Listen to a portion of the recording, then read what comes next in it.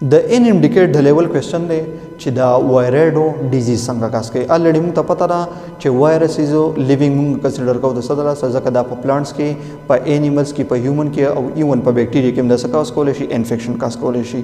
خو د دې وایرس نه مور سیمپلر پارټیکلز هم موجود دي آر ان اے مالیکولز چې هغه هم څه کاس کوي هغه په پلانټس کې او په هیومن کې ډیزیز کاس کوي. شو دغه سمال انفیکشس آر ان اے مالیکول ته موږ څه وایو دغه ته ویل کېږي وایرایډ. اوس کوېسچن ځین ته دا راځي چې دا آر ان اے مالیکول کوم چې موږ نان لیوینګ کنسیډر کوو دا ډیزیز څنګه کاس کوي په کومه طریقه باندې صحیح شو.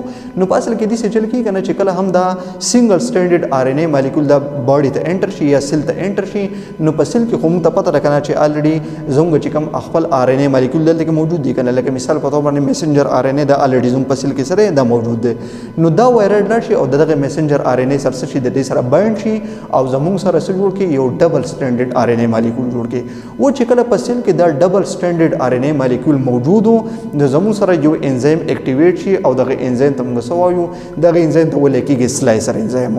اوس دا سلایسر انزایم راشي او دا ډبل سټینډرډ آر ان اے مالیکول څخه دا کټ کی.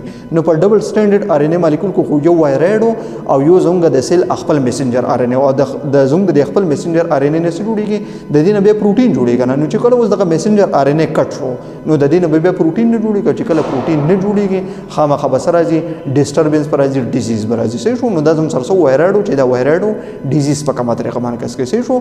وایرایډ بیا موږ وایو څه ده د دې لپاره تاسو هاشټیر اکیډمي یوټیوب چینل وزټ کړئ. تھینک یو.